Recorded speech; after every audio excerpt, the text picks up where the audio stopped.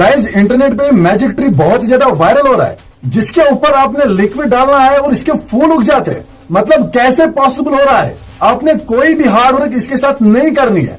So guys हमने भी इस मैजिक ट्री को मंगा दिया है। चलिए करते हैं इसका रियल टेस्ट और देखते हैं कि क्या सच में हम इसके ऊपर से फूल उगाएंगे। सो गाइस आप यहाँ पे देख सकते हैं, यह है हमारा पार्सल। यही पार्सल जो हमने मंगाया था मैजिक ट्री का। तो सबसे पहले इसको यहाँ से अनपैक करते हैं।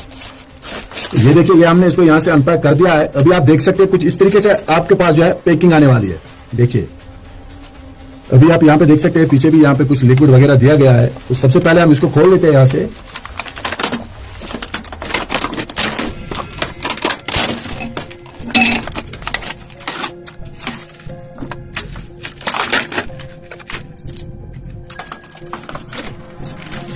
सो गाइस आप यहाँ पे देख सकते हैं, ये सब कुछ जो है हमारे इस पार्सल के साथ आया है।